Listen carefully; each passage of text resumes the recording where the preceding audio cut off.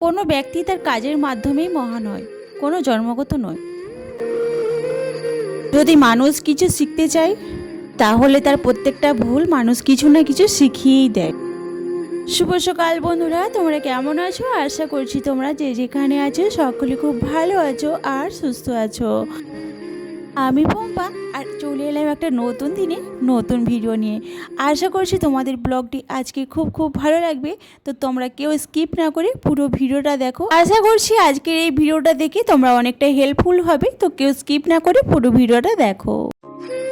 যদি সূর্যের মতো উজ্জ্বল হতে চাও তাহলে প্রতিদিন তোমাকে উদয় হতেই হবে।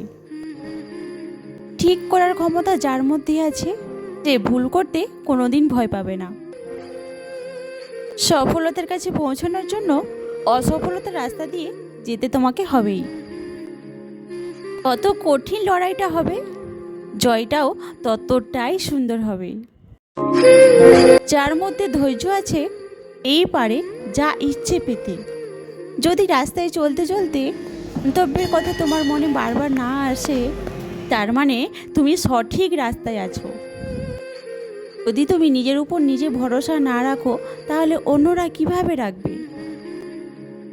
যারা নিজের কাজকে ভালোবাসে তাদের কাছে যা তা করার কোনো সময়ই থাকে না। আর আমার বন্ধুরা, এই কথাটা সব সময় মনে রেখো। একমাত্র পরিশ্রমই হলো সৌভাগ্যের জননী।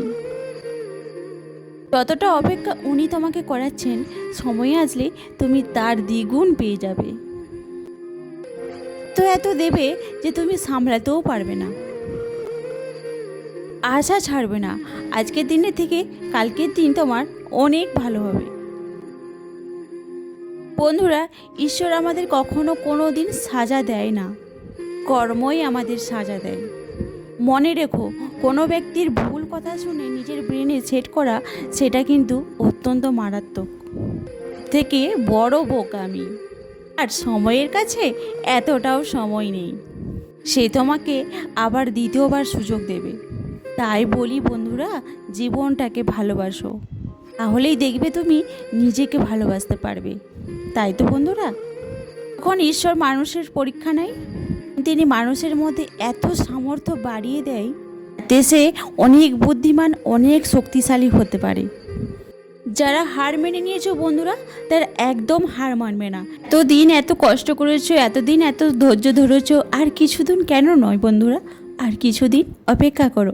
কেউ হার মানবে না, আমি তোমাদের সাজেস্ট করব, কেউ হার মেনেও না। জানো আমি কতদিন ধরে ইউটিউব করছি? আজ প্রায় 1.5 বছর হয়ে 1.25 বছর হতে যাচ্ছে। বন্ধুরা, আমি কিন্তু এখনও ধৈর্য হারাইনি। এই যে এত কষ্ট, এত শরীর খারাপের পরেও আমি কিন্তু তোমাদের ব্লগ উপহার দিচ্ছি, রোজ একটা করে। হ্যাঁ, হয়তো আমি ভালোভাবে ভিডিও করে দিতে পারছি না তোমাদের কাছে, কিন্তু আমি যতটা পারছি বিশ্বাস করো আমি তোমাদের দেওয়ার চেষ্টা করছি। যদিও এখনও কোনো সফলতা পাইনি, তবুও আমি হার নিজেকে মানব না। তাই নিজেও মোটিভেট হচ্ছি আর তোমাদেরও মোটিভেট করছি। তোমরা এই ভিডিওটা কে কীভাবে নেবে জানি না আমার কথাগুলো, কিন্তু বিশ্বাস করো তোমরা কেউ হেরে যেও না। একদিন না একদিন দেখবে সাফল্য পাবেই। একটু কষ্ট করো, কাজ কেউ বন্ধ রেখো না, অবশ্যই একদিন ফল পাবেই, পেতেই হবে। আশা রাখবো তোমরাও যেন আমার মতো মোটিভেট হও, কেউ হেরে যেও না। কেউ নাকি তো ভেবেই নিয়েছো বন্ধুরা, তাই তো, যে আমি আর ইউটিউব করব না, ইউটিউব করা ছেড়ে দেবো না। বন্ধুরা, এইটা কিন্তু অনেক বড় ভুল করে ফেলবে তোমরা। একদম তোমরা ছেড়ো না। সত্যি বলছি, আজকে যতটা না কষ্ট করছো না বন্ধুরা, তার কষ্ট ফল একদিন কিন্তু তুমি পাবেই। একদিন ভগবান ঠিক মুখ তুলে তাকাবেই, এই কষ্টের ফল অবশ্যই পাবে। যাই হোক, এই ভিডিওটা তোমাদের জন্যই বানিয়েছিলাম, আর নিজের জন্য।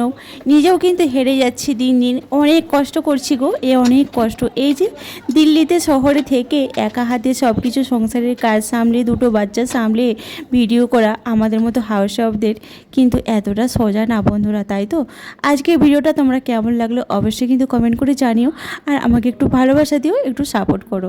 তো চলো বন্ধুরা, আজকে এই যে রাতের বেলা করেছিলাম দলিয়া, আমার জন্য, আমার তো খুবই শরীরটা খারাপ, আমার হাজবেন্ডের জন্য আর ছেলেদের জন্য এই যে কস্তুরি মেথি আলুর সবজি দিয়ে একটু বানিয়েছিলাম বেগুন দিয়ে, আর এই যে টক দই আর এই যে পরোটা বানিয়ে দিয়েছি। তো বন্ধুরা, আজকে তোমরা কে কোথা থেকে ভিডিওটা দেখছো অবশ্যই একটু কমেন্ট করে বলো কিন্তু, তাহলে খুবই ভালো লাগে জানো তো। আর তোমাদের কমেন্টের আছে কিন্তু আমি বসে থাকি। তো আমার প্রিয় বন্ধুরা, আজকে একটা নতুন ভিডিও নিয়ে চলো, টাটা।